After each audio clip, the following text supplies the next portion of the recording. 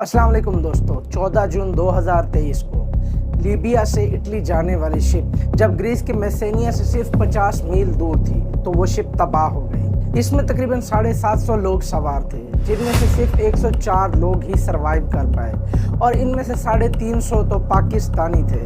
ये डिज़ास्टर इतना बड़ा डिज़ास्टर था कि इसको 2023 का one of the deadliest disaster करार दिया गया। आखिर सवाल ये है कि ये शिप डूबी कैसे और साथ साथ ये भी कि ये लोग सफ़र कर क्यों रहे थे।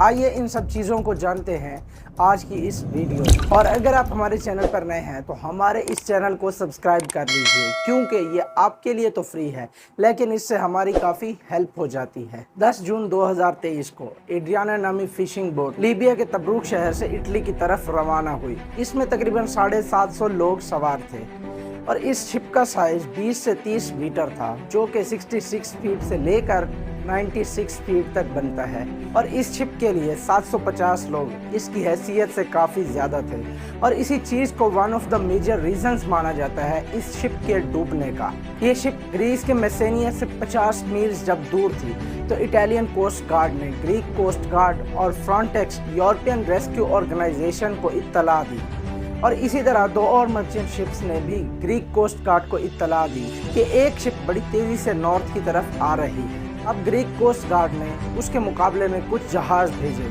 और वहां पर उनकी मदद करने की कोशिश की, लेकिन उन्होंने मदद से इनकार कर दिया। और इसी तरह 2 और मर्चेंट शिप्स जब उनके पास से गुजरी तो उन्होंने भी मदद करने की कोशिश की, लेकिन उनसे भी मदद लेने के लिए इनकार कर दिया। उन्होंने इन तीनों से सिर्फ खाने और पानी की मांग की और इसके अलावा हर तरह की मदद से इनकार कर दिया। 14 जून रात 1:40 पर ग्रीक कोस्ट गार्ड को एक मैसेज मौसूल होता है इस शिप से।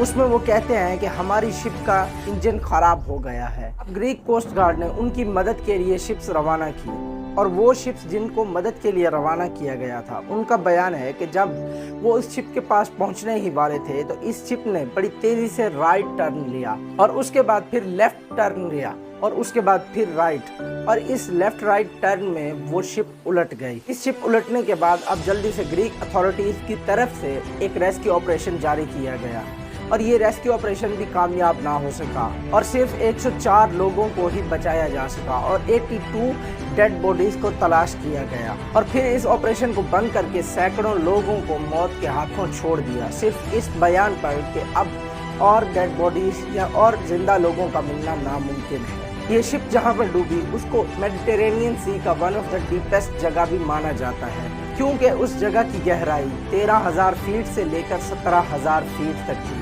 जो कि तकरीबन 4 से 5 किलोमीटर बनता है और इसीलिए सरवाइव करने की चांसेस बहुत कम थे। दोस्तों, ये सब कहानी जो मैंने आपको सुनाई है ये अकॉर्डिंग टू ग्रीक अथॉरिटीज़ है, लेकिन 104 सर्वाइवर्स उनमें से 12 या फिर 20 पाकिस्तानी थे। उसमें से एक पाकिस्तानी ने BBC को इंटरव्यू दिया और उसने कहा कि मामला कुछ और है। उसका कहना है कि हमने हर एक शिप से मदद की मांग की, हमने हर एक शिप को हेल्प का पुकारा, लेकिन उनमें से इस रात वाली शिप यानी कि ग्रीक कोस्ट गार्ड की शिप ने सिर्फ पानी और केक फेंके और हमारी और किसी तरीके से मदद करने की कोशिश नहीं की। उसने पानी फेंका और उसने रिसीव नहीं किया। हम बहुत चलाए, बहुत उनको बातें दी, वो बहुत बड़ा शिप था तो उसने बस पानी फेंका और केक शेक फेंक वो चला गया। आज को शिप आया, उनको सब यही बोल रहे थे हमें रिसीव कर लो, हमें पानी पुछानी कुछ चीज़ नहीं चाहिए।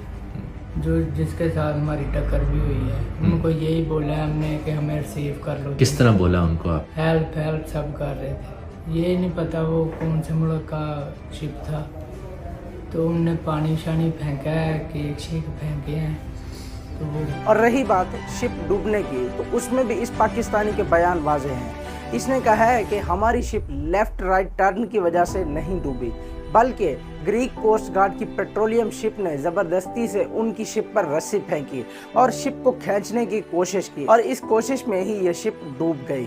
और जी मैं पीछे बैठा था, वो शिप जो था वो आगे वाली साइड पे था। वो जो साथ आदमी है वो बोल रहे थे उसने रस्सी डाली है और मैं पीछे बैठा था। तकरीबन 2 हलारे बने हैं, तीसरे हलारे में सज्जी साइड में पीछे बैठा था, उस साइड पे कश्ती जो है वो डूब गई है। तो फिर हमने छलांगे लगा दी। और इसी तरीके से और भी कई सर्वाइवर्स के बयानात ग्रीक अथॉरिटीज़ के बयानात के खिलाफ पाए जाते हैं। अब दोस्तों, इस चीज़ का फैसला करना कि इनमें से कौन सही और कौन गलत है, ये फैसला मैं आपके हाथ में रखता हूँ। अब सवाल ये है कि ये लोग सफ़र कर क्यों रहे थे इटली का। पाकिस्तान में बढ़ती हुई इन्फ्लेशन ने जॉब अपॉर्चुनिटीज़ को बिल्कुल ख़त्म कर दिया है और वहीं जो खुद के बिजनेसेस हैं उनको भी ठप कर दिया है और पाकिस्तान जैसे ममालिक में सर्वाइव करना बिल्कुल मुश्किल हो गया था। इसलिए कुछ लोगों ने सोचा कि अपनी लाइफ को बेहतर बनाने के लिए और अपने घर वालों की लाइफ को बेहतर बनाने के लिए यूरोपियन कंट्रीज़ में जाया जाए, क्योंकि वहाँ पर जॉब अपॉर्चुनिटीज़ काफ़ी ज़्यादा हैं और वहाँ पर और भी काम करने के मौके बहुत ज़्यादा हैं और वहाँ जाकर हम अच्छा पैसा कमा सकें ताकि हमारे घर वाले एक अच्छी और पुरसकून ज़िंदगी गुजार सकें। ये कोई पहली और आखिरी इलीगल माइग्रेशन नहीं थी, बल्कि इस जैसी और भी कई माइग्रेशंस पाई जाती हैं। लेकिन सवाल ये है दोस्तों कि इसमें सबसे ज़्यादा कसूर किसका है? क्या उन लोगों का जिन्होंने कश्ती का सफ़र किया या फिर हुकूमत? अगर मुझसे पूछा जाए तो मैं सिर्फ और सिर्फ हुकूमत को ही इसका जिम्मेदार ठहराऊंगा, क्योंकि एक हाकिम वक्त के ज़िम्मे होता है कि वो हर इंसान को जॉब प्रोवाइड करे और जॉब प्रोवाइड ना ही कर सके तो कम से कम 2 टाइम का खाना तो प्रोवाइड करे। और इस इन्फ्लेशन की ज़द में सिर्फ पाकिस्तान ही नहीं और भी कई कंट्रीज़ हैं जैसा कि इजिप्ट, फ़लस्तीन, सीरिया और अफ़गानिस्तान जैसे ममालिक भी इस चीज़ में शामिल हैं और लिहाजा वहाँ से भी कई मुसाफिर इस जहाज़ में सफ़र कर रहे थे। और इस चीज़ का सारा मलबा कुछ 9 या 8 इजिप्शियंस पर डाल दिया गया है कि ये इंसानी स्मगलर्स हैं, ये लोगों को यहाँ से वहाँ इलीगल तौर पर स्मगल करते हैं। और ग्रीक अथॉरिटीज़ की इस ख़राब परफॉर्मेंस के बाद अपोजिशन लीडर एलेक्सिस ने कलामता पोर्ट, वो पोर्ट जहाँ पर उन सर्वाइवर्स को रखा गया था, उन सर्वाइवर्स से बात की तो उन सर्वाइवर्स का भी यही बयान था कि हमने हेल्प के लिए पुकारा लेकिन किसी ने हमारी हेल्प ना की। कुछ सर्वाइवर्स का ये कहना था कि वहाँ पर 100 से ज़ायद बच्चे और औरतें थी और उनको नीचे वाले डेक में कैद करके रखा गया था। एलेक्सिस इस बात पर बहुत गुस्सा हुए और उसने ग्रीक अथॉरिटीज़ से यह सवाल किया कि कौन सा ऐसा प्रोटोकॉल है जो डूबने वाली शिप को बचाने से आपको रोकता है। और इसी के चलते ग्रीक के शहर एथेंस में 3 दिन के लिए एक शोक मनाया गया और वहीं पाकिस्तानियों की बहुत ज़्यादा तादाद शहीद हो जाने की वजह से पाकिस्तानी प्राइम मिनिस्टर शहबाज शरीफ ने भी 19 जून 2023 को पाकिस्तान में एक शोक का दिन मनाया। अगर वीडियो अच्छी लगी तो वीडियो को लाइक और चैनल को सब्सक्राइब ज़रूर कीजिए। इंशाल्लाह मिलते हैं एक नई वीडियो में, तब तक के लिए अल्लाह हाफ़िज़।